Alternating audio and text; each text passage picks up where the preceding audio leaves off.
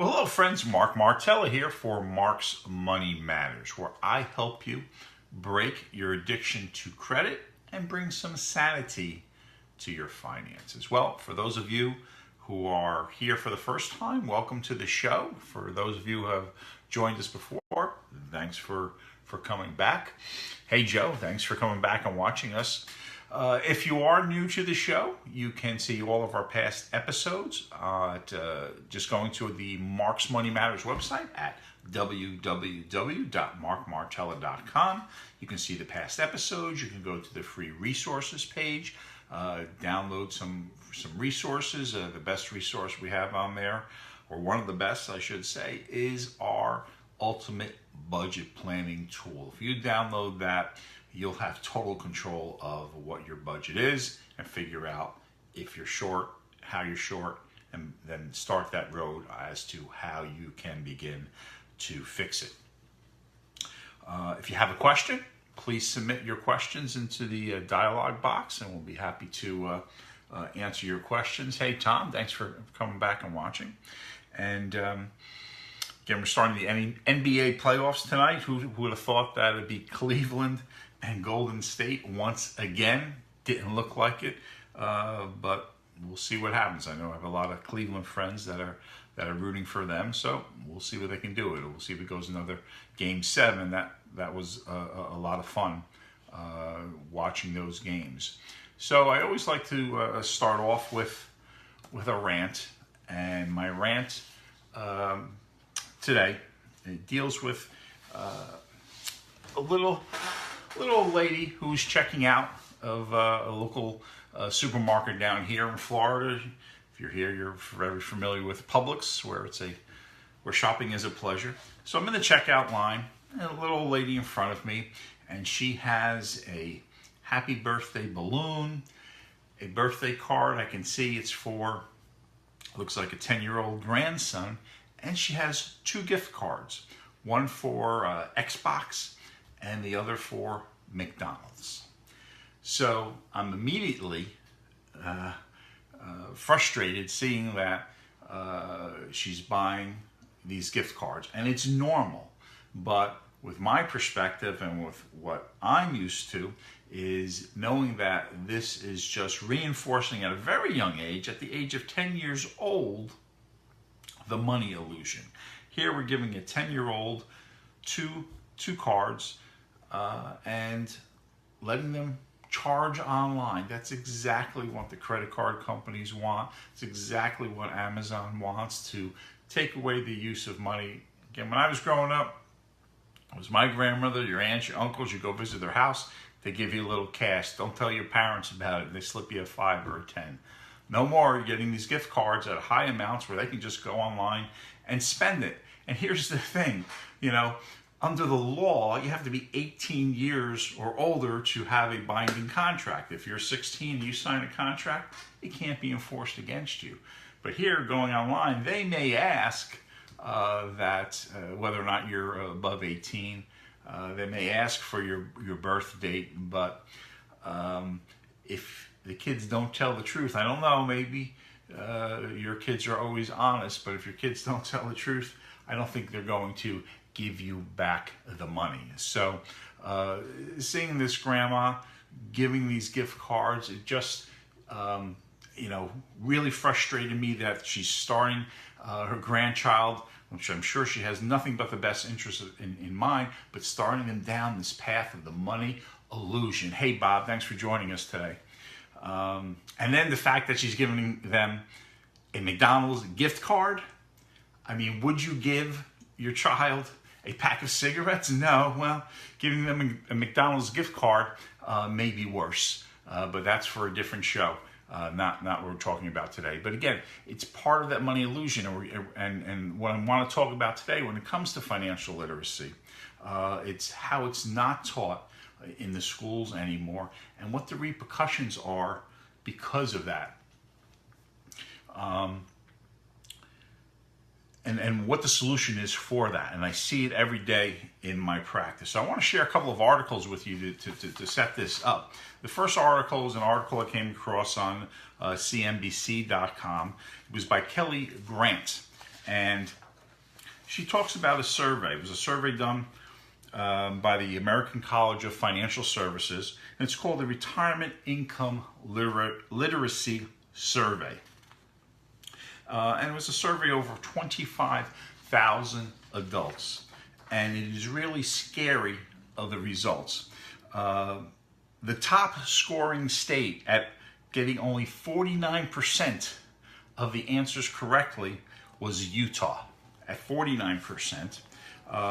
And in my state that I'm in, Florida, 36%. The state where I come from and where my friend Bob Yankee is, New Jersey, also came in at 36%, and New York at 36%.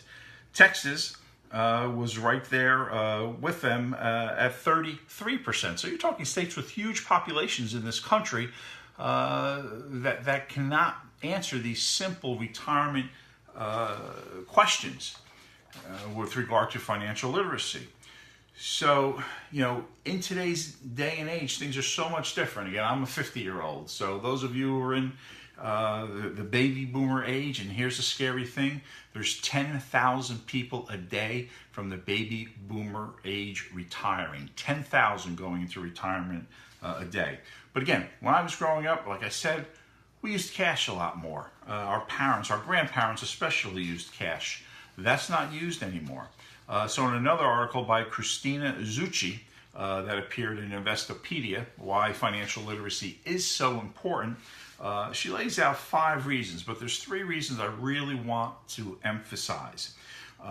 Again, first one is the fact that we're not using cash, but we're shouldering more of the retirement decisions for ourselves. Again, before you get a job, you stay with the company for 40 years, you had your pension, you get a little Social Security, you were in pretty good shape. But now we have to make the decisions.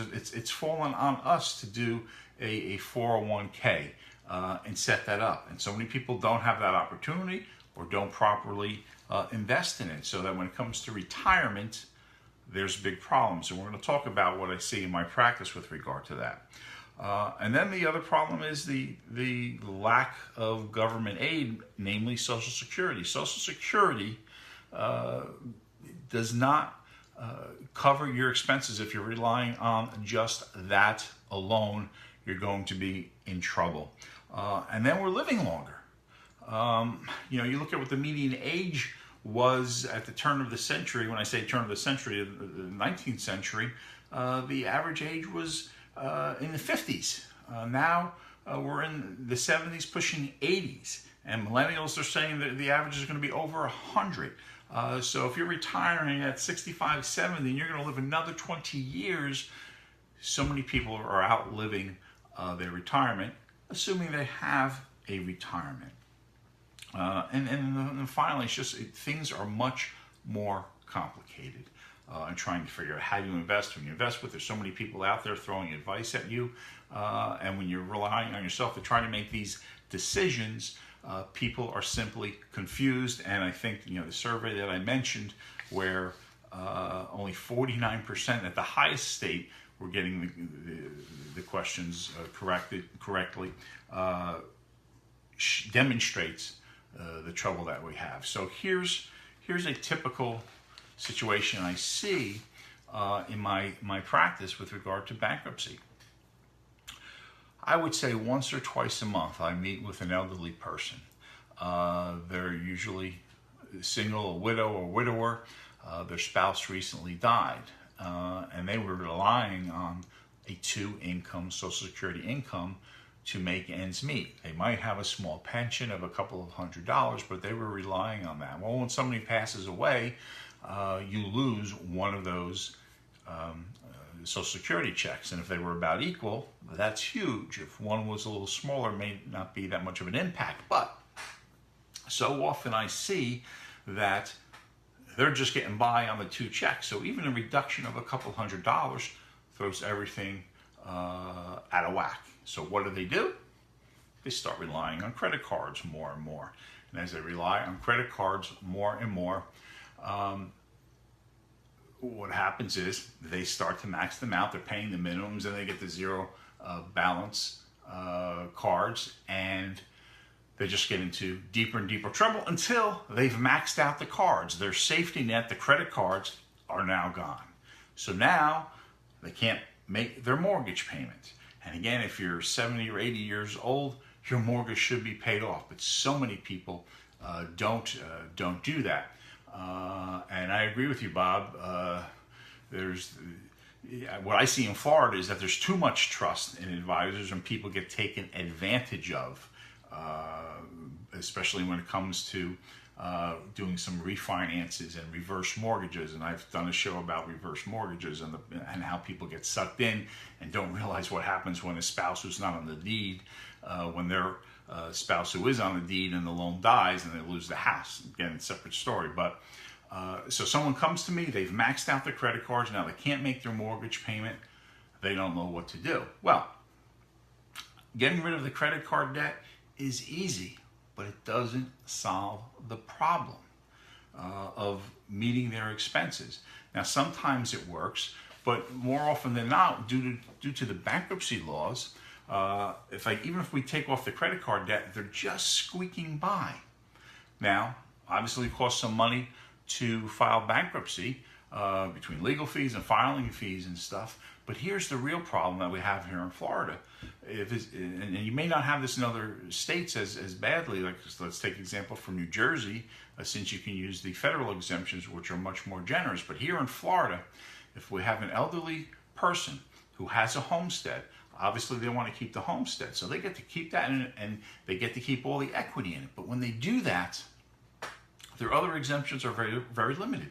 They get a $1,000 exemption towards equity in their vehicle and a $1,000 exemption towards their personal property, cash in the bank, any other stocks and bonds and stuff. And that causes a problem. I see it so often. They have a car that's paid for. That car's worth $7,000, $8,000. They need that car to get around, to go to the store, to go to the doctor's appointments. We only get to exempt $1,000 of that in a bankruptcy. So let's say we have a car that's worth $7,000. We get to exempt $1,000. They have a $6,000 non-exempt asset. If they want to keep that, they have to buy that back from the trustee. Well, depending upon where they live, if they live in, say, Sarasota County, well, they have to pay that off in a lump sum of $6,000. If they're in Charlotte or Lee County, we can spread that out over 12 months, but still they can't afford a $500 a month payment. So unless they have a friend or relative that they can lean on to loan them that money or give them that money, they can't file bankruptcy because they're going to lose their car. Now, sometimes I have to tell them that your best option is, look, creditor can't touch your homestead, creditor can't touch your Social Security, so in a way you're judgment proof. And what we'll do is we'll take a very small retainer just to take their phone calls for them from their creditors, to just try to keep them off. And one thing that we can do is stop the harassing phone calls. They can tell them like retain bankruptcy counsel, refer them to us, and we buy them some time. But so often I see this happening on a regular basis, seniors coming to me with simply not enough cash to make ends meet, not enough equity. And again, a worst case scenario is if they took out a reverse mortgage, there's no more equity in their home. That's not an option. Sometimes the option is to sell a home, take the equity, downsize, and sometimes they can get by. But it's a challenge, and it all begins in making proper financial decisions in your 30s, in your 40s, in your 50s. But really, if you haven't started it by 40, it becomes too late to do things. And my solution, because it's not being taught in the schools like it used to, what scares me is some programs by banks and credit card companies that are willing to go into schools and teach these principles. But again, to me, it's like letting the fox guard the hen house. Do you want Wells Fargo teaching your kids? Do you trust Wells Fargo to teach your kids about how to properly use finances? Do you think Wells Fargo, Bank of America, or Capital One are going to tell your kids how not to use credit cards? No, they're going to tell you how to, quote unquote, responsibly use credit cards. Now, So the solution is, and it's becoming a greater part of a benefits package, is providing financial literacy education in the workplace. There has to be a change in mindset. No one likes to talk about, at least when I was starting off in the workforce, I was told you don't talk about religion, politics, sex, or money. Well, now everybody talks about that on the internet and here on Facebook, but people don't talk about debt. You see people going on vacation, going out to eat, but you don't see them posting the credit cards where they're making the minimum payment each month. They don't show their bank accounts with $6 in it. The conversation needs to change. The conversation has to start in the workplace, and what I like to refer to as a compassionate employer. And as part of a wellness program, employers recognize that having people properly take care of themselves by going to regular doctor visits, by exercising, reduces absenteeism. Well, there's a great amount of stress that happens as a result of the financial stress that people are under. Surveys show anywhere from 50 to 60% of people in the workforce are under financial stress, which leads to increased absenteeism. People leaving jobs that they love because they want to get more money, thinking that's going to be the solution, and that's not the solution. So again, my solution is providing financial literacy education in the workplace. And that compassionate employer will start the conversation. And it doesn't have to be a negative conversation. It's a conversation that talks about, hey, we're interested in your future. And creating that safe environment to have these conversations, you're going to build employee loyalty. They're going to have a feeling that, hey, my boss, my management, this company cares about me. And look, as an employer, if you're pumping money into their 401k, do you want to see them blow it, that they're pulling it out to pay off credit cards, that money's not going to be there when they retire? So it's an employer's best interest to provide this education. When you start adding the cost of turnover, the cost of replacing employees and employees as you go higher up in the hierarchy of the company, it's just much more expensive compared to the cost of providing financial education courses. Not also combined with classes in the workplace, and then follow-up type of programs online, re-emphasizing. Could add some coaching to it, but that is the key. And again, things are just going to get worse. The amount of debt that the millennials have, and their lack of understanding of the use of money is really scary, and I see it every single day. And I'm seeing the repercussions of it with the seniors, and then I'm seeing with younger people coming to me in their 20s who are way under debt, huge student loans that we can't get rid of in bankruptcy. So even if we get rid of $20,000, $30,000 of credit card debt, they still have $80,000 in student loans. I predict that is the next big crisis. Well, again, thank you for joining me today. If you have questions, you can shoot me an email at mark@markmartella.com. Again, you can see all the past episodes of Money Matters at the Money Matters website, simply markmartella.com. Go there and check that out. Also, for those of you who are here locally and like to hear more about this topic, I'm presenting on June 20th at the Charlotte Harbor Event and Conference Center about this particular topic at the Charlotte County Chamber of Commerce breakfast meeting. Starts at 7:15. You got to get up a little bit early. I'll probably go on around 8 o'clock, but we're going to talk about this in more detail. And we're going to talk about the credit manipulation that's going on. Bob, thank you for the kind words. So please join me. If you're not a member of the Charlotte County Chamber, you'd like to go, just say you're my guest, and they'll let you in. But again, this is something that we need to start having a conversation in the workplace, that we need to change the culture, that this is just as important as making sure people have good health care and have a retirement. And so much of the financial literacy education out there deals with retirement.